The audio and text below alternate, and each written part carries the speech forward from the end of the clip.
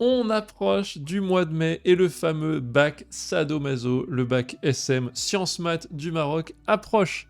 Alors ça a rendu viral certaines vidéos sur ma chaîne en 2023, quand je regardais, donc il y a 2 ans déjà, le sujet du Maroc, j'ai commencé à faire une comparaison des sujets d'un côté des bacs francophones du ministère de l'Éducation nationale française et de l'autre de tous les bacs francophones non liés à la France, donc des bacs de pays francophones comme le Maroc par exemple. Dans la comparaison de tous les pays, alors il y a eu beaucoup de pays francophones d'Afrique, quelques pays où j'ai dû traduire, on a traduit pour moi des sujets de pays d'Asie, etc. Le Maroc Sadomaso, donc le SM comme j'aime l'appeler, est souvent sorti quand même vainqueur dans l'échelle de la difficulté de ce qui était demandé aux bacheliers. J'ai fait des vidéos commentaires, des vidéos de correction de ce sujet de maths sur la chaîne, vous pouvez aller voir, hein, il y a complètement... il y a une playlist, il y a vraiment tout ce qu'il faut. J'ai voulu, à l'approche de cette nouvelle saison, cette nouvelle édition du bac SM, commencer par quelque chose de très pratique, c'est-à-dire, alors là j'ai le sujet du bac 2024, vous donner une petite correction assez pratique d'une méthode que j'ai vu arriver quasiment systématiquement dans chaque sujet depuis quelques années. Donc vous allez voir, là on a les sujets donc 2024, voilà, on a de l'analyse de fonction. Souvent, on a un gros exercice d'analyse de fonction. Alors ça veut pas dire, moi je connais pas les mecs qui font le sujet, hein, ça veut pas dire que ça va revenir, mais je me suis dit, au lieu de faire un sujet corrigé en entier, etc., je vais peut-être vous faire, enfin je vais insister sur une méthode que je vois tomber souvent. Donc la méthode, c'est laquelle? C'est très simple, ça va peut-être intéresser surtout les petits Français qui me regardent, hein, qui sont la majorité de mon audience, donc les petits, j'entends les terminales, parce que les maths sup, vous connaissez de ce dont je vais parler. La méthode, c'est celle-ci. Il y a une fonction qui est étudiée, et en général en fin d'exercice d'analyse de fonction, après avoir fait des limites, des points de dérivabilité, etc., on vous introduit une suite récurrente. Là, on vous dit, on a une fonction f, on pose an plus 1 égale 1 plus f de an. Alors, c'est pas juste f de an, le truc classique, hein, c'est par exemple 1 plus f de an, et on va essayer de montrer qu'elle est convergente avec 2-3 étapes. Et bien, ce processus en 3-4 étapes, c'est un peu toujours le même, et je pensais que c'était bien d'avoir une petite vidéo où je faisais ça. Je vais vous montrer aussi qu'en 2023 c'était tombé, alors j'ai coupé le sujet pour que vous voyez à peu près. Alors attendez, là on voit rien, je vais essayer de redécaler tout ça, hop, pour qu'on y voit quelque chose, voilà. Hop, si je zoome, on voit quand même un peu mieux, voilà, c'est cadré.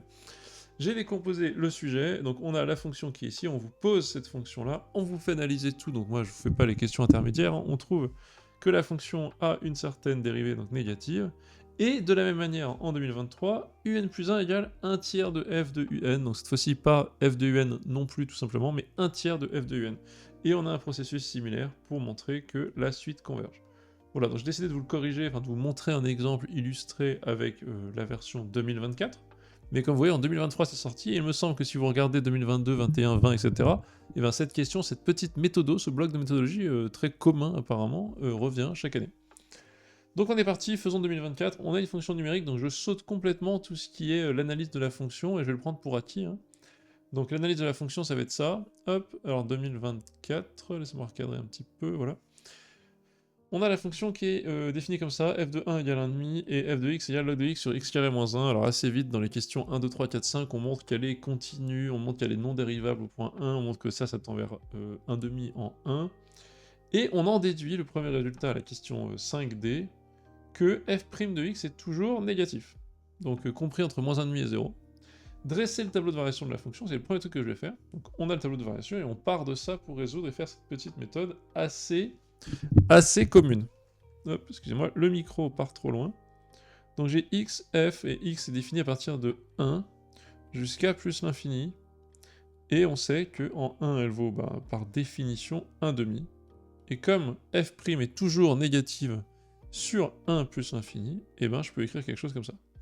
Quelle est la limite de f en plus l'infini? Alors une fois de plus, hein, ça a été fait dans les questions précédentes, mais là si je le prends comme ça, j'ai log de x sur du x carré en gros, c'est complètement dominé, ça tend donc vers 0. Très bien. Voilà le tableau de variation de la fonction f, tracer la courbe, bon, et tous les trucs de dérivabilité, il me semble qu'il y a une demi-tangente verticale, machin, il y a des choses à faire, le sujet est très intéressant là-dessus.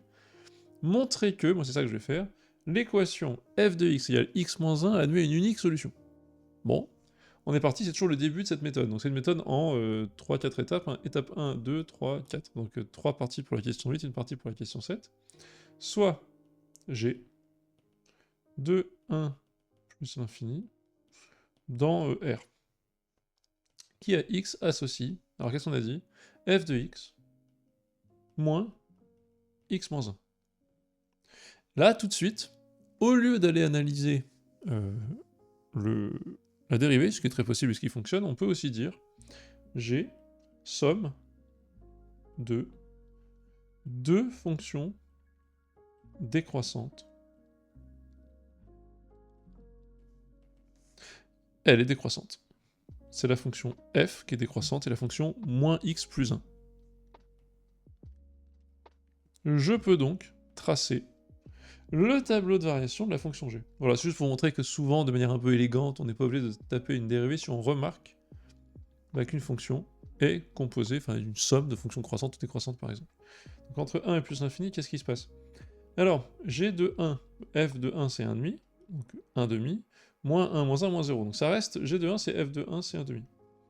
Limite de g en plus l'infini, par contre, ça tend vers 0, ça tend vers moins l'infini. Parfait. Vais-je pouvoir m'en sortir? Eh bien oui, parce qu'il va falloir juste montrer que par le théorème de la bijection, ou par le théorème des valeurs intermédiaires dans le cas d'une fonction strictement monotone, on va pouvoir avoir une valeur unique telle que g de a égale 0.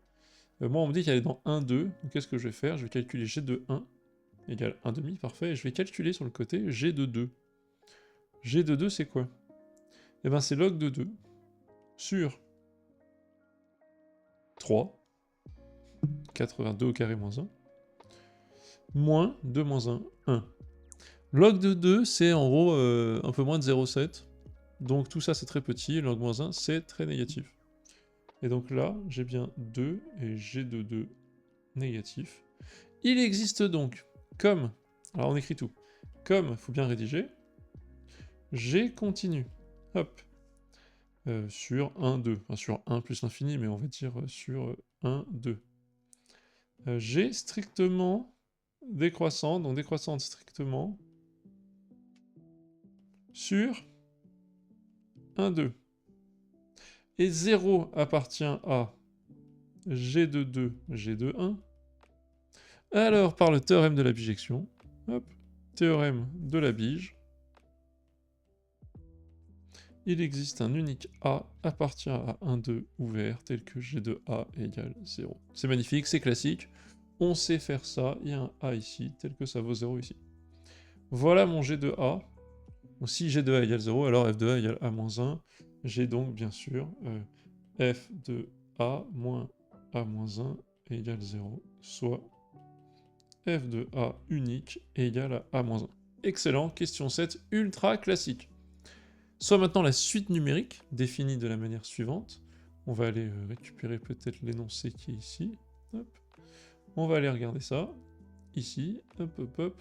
Zut, laissez-moi récupérer ce truc-là aussi. Hop. On va récupérer tout ça. Hop, hop, hop. Voilà.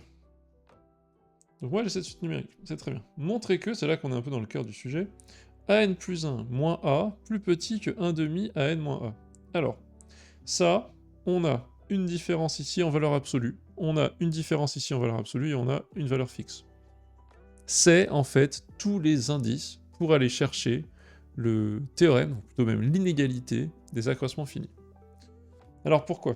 Qu'est-ce qu'il faut faire? L'égalité des accroissements finis, qu'est-ce qu'elle dit? C'est pour une fonction f continue sur AB, dérivable sur AB ouvert, AB, tel que il existe m égale sup de f' sur AB, alors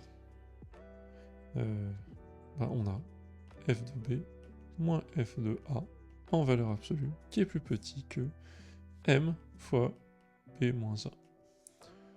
Voilà l'inégalité des accroissements finis. En gros, ça nous donne une espèce de minoration de la différence entre deux valeurs quelconques de f, pour peu que sur ces deux valeurs, on ait bien continuité, dérivalité, comme les conditions précisées ici. Ça, c'est l'IAF. Donc qu'est-ce qu'on va pouvoir dire ici? On va essayer de se rendre compte que c'est ça qu'on va appliquer. Donc toujours retenir que dans ces trucs-là, c'est en fait l'IAF qui va primer. Il faut juste se rendre compte que c'est ça qu'on va faire. c'est toujours l'IAF, donc c'est ça le gros truc de cette méthode. Je vais écrire AN plus 1 moins A. AN plus 1, c'est 1 plus F de AN. Ce qui est excellent, hein, on est très content. 1 plus F de N, c'est ce qu'on avait au-dessus. Moins A, mais A c'était l'unique valeur telle que F de A égale A moins 1. Donc A peut être remplacé par F de A plus 1. Pourquoi je fais ça? Parce qu'en faisant ça, je peux dégager les 1 déjà, donc ça c'est cool. Les 1 s'en vont. Il me reste F de AN moins F de A. Et là, je suis dans un parfait environnement pour appliquer mon IAF. Je peux dire sur... Alors je ne sais pas si AN est plus grand ou plus petit que A, c'est un peu le problème. AN c'est une suite, elle est définie de manière récurrente, on est défini AN appartient à 1 plus l'infini. Non d'ailleurs c'est faux. Donc c'est F, AN va appartenir à 0, 1,5 en moyenne. AN va appartenir à 0, 1,5. Ouais. AN appartient à 0, 1,5, ça c'est sûr. A0 est très grand, peut être très grand, et AN appartient à 0,5. Donc on va pouvoir montrer ça, d'ailleurs je vais le faire tout de suite. Ah non, c'est 0,5 plus 1. Donc c'est entre 1 et 3,5. Par récurrence, on peut montrer que AN appartient à 1, 3,5. Est-ce que j'ai besoin de ce résultat? Peut-être pas. En soi, je m'en fiche complètement de ce résultat.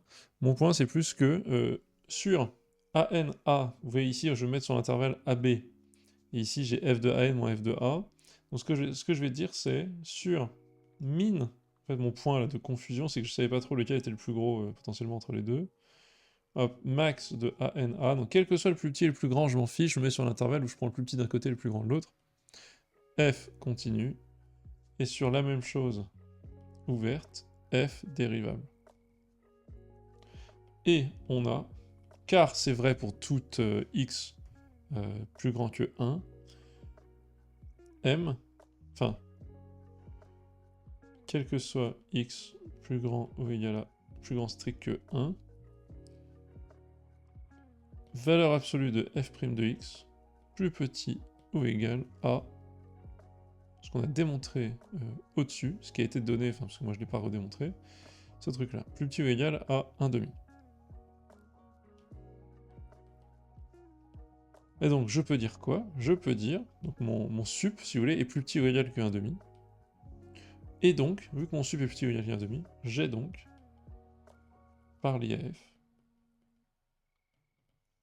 que f de AN moins f de A est plus petit que 1,5, donc sup de f' qui est plus petit qu'1,5 lui-même, donc je peux mettre 1,5 ici, fois AN moins A. Merci, l'inégalité des accroissements finis. Et en fait, c'est exactement ce que me demande la question. Juste qu'il faut se rendre compte que cette question est en fait en train d'essayer de vous faire comprendre qu'il faut aller décrypter l'inégalité comme une inégalité des accroissements finis. C'est demandé chaque année, ça demande un peu de finesse. Je pense que les élèves qui font un bac SM sont habitués, hein, parce que vous avez ça au programme de terminale, vous, c'est un truc qu'on voit en sup en France, le théorème des accroissements finis et l'inégalité des accroissements finis. Ensuite, de manière assez triviale, on a cette récurrence, petit b, récurrence triviale, j'ai envie de dire. Si vous n'êtes pas sûr, bah, essayez de la rédiger, ça va très très vite. J'ai donc AN plus 1 moins AN, c'est ça? Qui devient bah, AN, non, AN plus 1 moins A, pardon, excusez-moi. Donc on a ce truc-là plus petit que ça, qui est plus petit, si vous voulez, que 1,5 au carré de AN moins 1 moins A, etc. Donc on a l'intuition, on démontre par récurrence, on a l'intuition que ça remonte à l'infini, donc c'est très pratique. Ça remonte jusqu'à A, pas l'infini, jusqu'à A0, pardon, ou A1. AN moins A, plus petit que 1,5 puissance n fois A0 moins A. Hop, c'est bien ça, A0 moins A. Très facile. Petit c, qu'est-ce qu'on fait? On va dire que la suite est convergente, mais qu'est-ce qu'on a? 1,5 étant plus petit que 1, alors comparaison à une suite géométrique. Par théorème des gendarmes ou de comparaison, hein, parce que ça c'est positif, de comparaison. Hop, j'écris vite. AN-A tend vers 0. AN tend donc vers A. Magnifique, et ça tend de manière très très rapide, vu que c'est plus petit qu'une convergence en somme géométrique de raison plus petit que 1, donc voilà, c'est une convergence rapide. Voilà les étapes. Toujours, trouver le tableau, montrer l'existence d'une solution unique qui permet ensuite d'adapter avec une condition un peu bizarre, qui n'est pas une AN plus 1 égale F de AN, mais soit 3 F de AN en 2023, soit 1 plus F de AN en 2024. On s'en sort très vite parce que cette petite combinaison bizarre, en fait, vu qu'on nous a fait étudier une G très particulière au-dessus, une solution unique très particulière, spécialement adaptée à ça, on peut s'en sortir sans honte. Ça va ça va nous permettre de faire apparaître, pardon, une IAF classique en jouant un peu sur les écritures ici. Et voilà, donc il faut décrypter l'inégalité comme une inégalité des accroissements finis, et on s'en sort très vite. J'espère que c'était instructif, en tout cas c'est un truc qui tombe tout le temps, donc élèves qui passaient le bac SM, sachez faire ça. Français qui vous intéressez à tout ça, bienvenue en sup si vous êtes en terminale, pour ce genre de méthode. Si vous êtes en sup, bah écoutez, si vous êtes en sup, ça fait une révision. Je vous dis à la prochaine, et merci d'avoir suivi la vidéo jusqu'au bout. Bye bye.